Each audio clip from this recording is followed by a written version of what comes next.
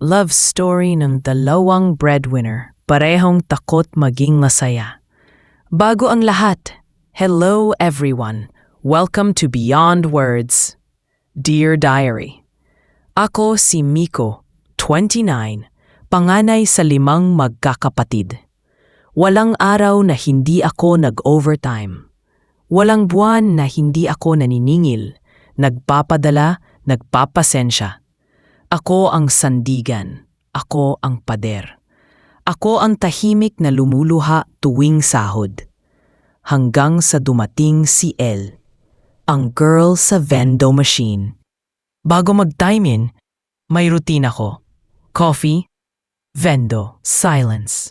Pero isang araw, may naunang kumuha ng 3-in-1.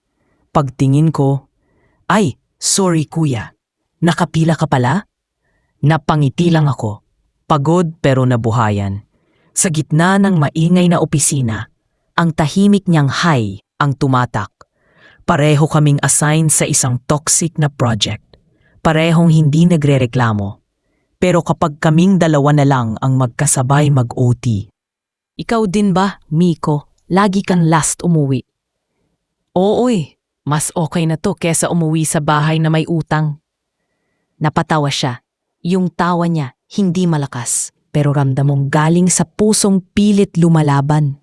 Minsan nagbigay ako ng extra Jollibee burger steak. Sa'yo na to, may extra ako. Sana all may extra. Sabay ngiti niya. Sabay kaming naglakad pa uwi. Sabay naming binuhat ang bigat ng maghapong trabaho. At sabay rin naming inilihim sa mundo na unti-unti na kaming sumasandal sa isa't isa. Life lesson. Minsan ang mga taong sanay magbigay, sila rin yung tahimik na nangangailangan. At kapag pinagtagpo ang dalawang pusong pagod, hindi ito agad nagiging pag-ibig, kundi pahinga. At minsan ang tunay na relasyon hindi nagsisimula sa I love you, kundi sa simpleng tanong na, pagod ka na ba? Gusto mo ng kasama? Diary. Deadline na naman. 11:48 p.m. Ilang beses na kaming sabay nag-OT, pero iba to. Tahimik siya, ako rin. Pero ang lakas ng tibok ng puso ko. At sa wakas, sa pagitan ng tagod ng kape at ng katahimikan, pumitaw siya. Miko, kung ibang buhay lang to, siguro tayo na. Hindi ako agad nakasagot. Kasi, yun din ang nasa isip ko. Hindi lang ikaw ang nagsasabi niyan. Alam ko, ramdam ko rin. Walang halik, walang yakap, pero yung tinginan namin. Sapat na para maramdaman naming may nangyayari. Isang damdaming hindi pa handang ipaglaban. Pareho kaming panganay. Pareho kaming may kapatid na nag-aaral.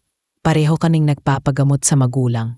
Pareho kaming laging may next bayad. Walang oras sa ligawan, walang budget sa date, walang peace of mind para kiligin. Ang tanong na walang sagot, paano kung mahal mo ang isang tao pero hindi ka po pwedeng magmahal pa? Kasi sa pamilya mo pa lang, ubos ka na. Tumanggo lang siya, tumingin sa akin, at doon ko lang nakita ang mata niya, puno ng lungkot na may halong sana. Life lesson. Hindi lahat ng pag-ibig kulang sa pagmamahal. Minsan, kulang lang sa timing, kulang sa lakas ng loob, o baka, sobra lang talaga sa obligasyon. At kapag parehong takot magmahal, madalas na uuwi sa kung kailan ang dapat sanay ngayon na.